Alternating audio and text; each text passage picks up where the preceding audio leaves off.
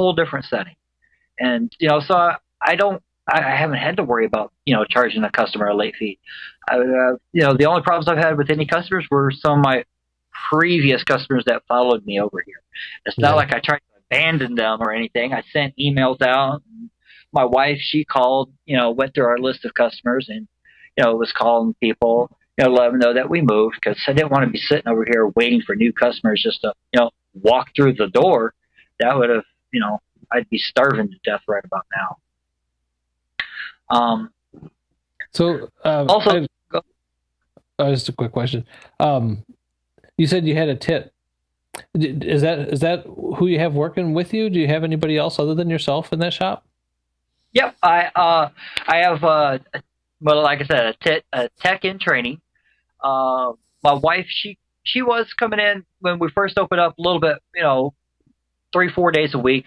She now comes in once every couple weeks, basically to kind of catch up on paperwork. And she was, before we moved, she was actually the one doing all the capacitor replacements. We got a hot air machine, and she sat there, and because we recycle, so had a boxes of motherboards just sitting there, and so we set it up when we got the hot air station in, and she started playing around with it, and she got pretty proficient at plucking them out, and, because I don't know if have you ever changed a capacitor? Yeah, I've changed a capacitor, but I've never popped BIOS chips off of motherboards for any reason, like you said you did. We took in, before getting the hot air station, trying to desolder those things off of a board, it's a pain in the butt. Yeah, it really is. And, I was sitting there, listening to Podnutz. I hear Lottie coming on, and he's talking about, hot air rework station and doing this, doing that. And every time he came on, all I wanted to do was spend money. I just like, oh God, this is just gonna, this is just make life so much easier. Doing C-jacks, and it's somebody brings a motherboard in, the computer's not working right, and you look at it and it's got a blown capacitor. You don't have the ability of changing capacitors. The only thing you can do is replace the motherboard. Then you go from I have a flat fee that I charge for capacitor replacements of $99. Doesn't matter if it's one or if it's 10 of them. Versus 100. You replace the motherboard. Okay, it's a little bit older, so then you got to replace. Is the video card going to be compatible? Is the RAM going to be compatible? You basically end up building them a whole new computer when all they want to know is, why is my computer running slow? They're a tune-up or something like that for $40 or $50. When you hand them a bill, call them up and say, well, it's going to be about $200 to get it fixed. It's a lot of sticker shock a lot of times. Now, customer comes in and says, hey, my computer's not running fast anymore. It's bogging down. First thing I do is pop the side off, open it up, and look. Oh, well, we've got 8 capacitors that are bulging right now. That's why your computer's running slow. We can either replace them, replace the motherboard, or I sell used computers. And most of the time they're like, a lot of times they're just like, I'll take a used computer, or you get someone that says, hey, yeah, I'll buy, new motherboard and everything. That sounds great. Or, no, go ahead and replace the capacitors. It's fun work, in my opinion. Do you use that hot air station also for, do you do any reflowing of, video chips on laptop boards, too? You can use that for that at all? I attempted one so far. This laptop that came in, it was a compact CQ60, and it was, come to find out, it had a bad motherboard and a bad screen. The graphics chip went out on the board, and I ordered a screen that came in. I ordered a new motherboard. I ordered a LCD cable. The motherboard I got in was bad. I think the screen was bad. It was just a bad run of, everything at once. And this customer, she purchased the laptop and had bought SquareTrade extended warranty on it. And When she called them up when the laptop wasn't working right, they said, well, we can ship you a box or you can take it locally and get it fixed and we'll just reimburse you for it. So we tried to fix it. And should have taken about a week to have it done with getting the part shipped in, turned into 2.5. And then I called her up. I said, look,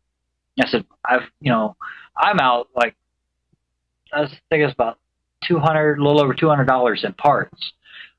And so, I don't know what the situation is.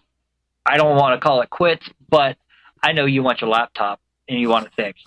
Call up SquareTrade, have them ship you the box and, just get it done. And, I said, but when they repair it, let me know what it was. And she called me up and said, yeah, it was the laptop, the motherboard they replaced and the screen. She goes, I don't know what the problem was why you were having such a hard time. I said, bad run of parts, so I've shipped off the parts to have them, get refunded back. So at least I'm not out the money, but it's a horrible thing, to have to call a customer and say, I can't fix it, and not in a timely manner. I mean, I could have, shipped everything back, RMA'd it, waited for it to come back in, new parts, and then, but that's, a few more weeks, and, they were hoping to have it back before Christmas, and I'd be sitting there just now getting it back to them. Yeah, sometimes I have problems with like Acer and Gateway just even offering a replacement motherboard as an option to them. They're just not out there. You can't get, on these old cheap laptops. I try to get a hold of Gateway and stuff. I can't even, get a replacement board for them. And then I kind of mention reflow and I tell them I can't guarantee it for any amount of time, and I'm not gonna, if it works, I don't know how long it's going to work for. I just don't feel confident with my ability to do that and make a good repair that way, But capacitors I'm fine with. Oh yeah, capacitors, DC jacks, yeah, those are those are cakewalk. Speaking of DC jacks, a lot of guys are, if you're not doing these types of jobs, DC jacks, you're losing out. All honesty, the cost of what a hot air machine costs, I picked mine up through, podnutz.com/Amazon and got one of the IOUs, however you say it, I probably butchered the name, but the hot air station with the soldering iron, and, it's like $150. So what is a hot air station? Is it like a heat gun mounted to a chassis then? Basically, yes. Okay, like a paint stripper kind of heat gun. No, let me get over here. It's probably about this wide of a box, about like this big, a little bit, larger than a shoebox. And one side has hot air that comes out, blows out at up to 900 and change degrees, and it also has a soldering iron attached to it as well. And you can control the temperature of the air and the amount of airflow blowing out. And so when you're, doing,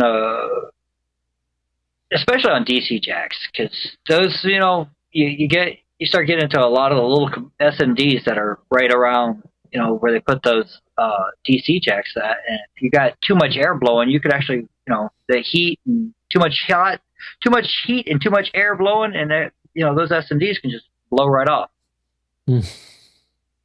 That's not a good thing. But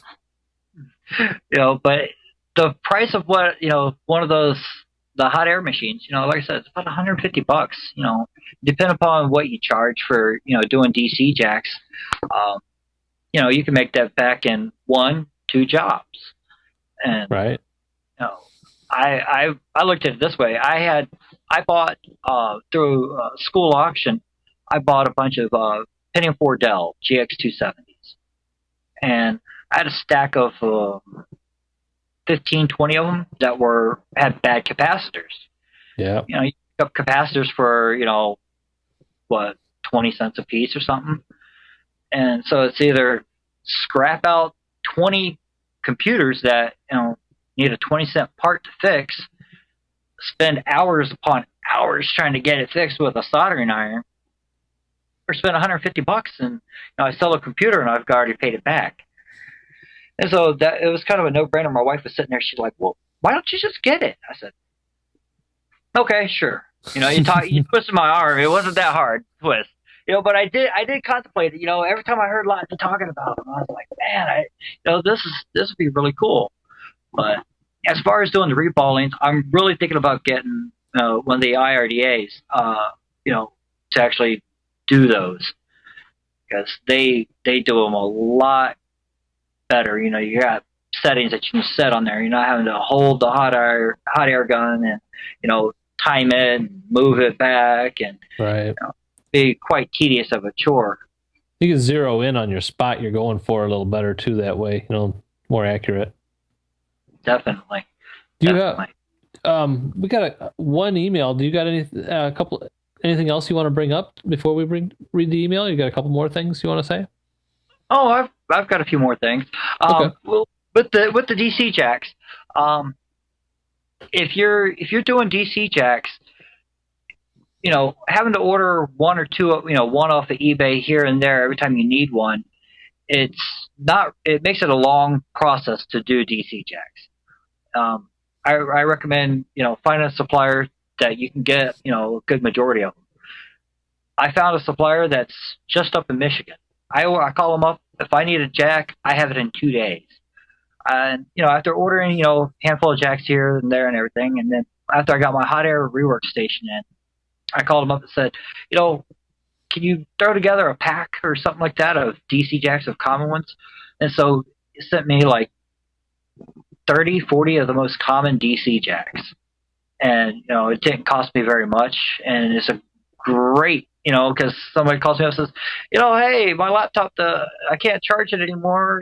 Can you do that? I'm like, certainly, and well, how long does it usually take? So, well, I have the majority of the time I have the part in stock. It takes me the same day to the next day. Like, really? I'm like, yeah. Yeah. If you're, that's good customer service there. It is. And if you're interested in, in having that supply, the company I use is their Group Vertical. www.groupvertical.com. You can go onto their website. You can set up an account with them. You can call them up, send them a text message. If you do, tell Chuck from New to UPC says hi. They'll treat you right. They're great guys to deal with. I guess we're kind of pushing on time, aren't we? No, if you got some more stuff you want to talk about, bring it. That's fine. All right. I just want to, some of the things that a lot of the guys have touched base with, some of the tools that they use around the shop, Clonezilla, if you're cloning systems to sell, Clonezilla is the way to go. I have one set up with a dribble server, and, it just stores the images right there. I just it's on a gigabit network. I can clone 4 XP machines with a 40 gig hard drive. It takes me about 15 minutes to have 4 systems completely done, all updates, software I want on there, everything set, ready to go. I can have a customer call me up and say, hey, do you have any computers for sale? Certainly. Well, how much? Yeah. Boom. Okay, grab one, put it on there. By the time they get here, it's done. Using Nice. WAS offline updates. If you're sitting there loading systems and you're not using WAS, you're wasting time.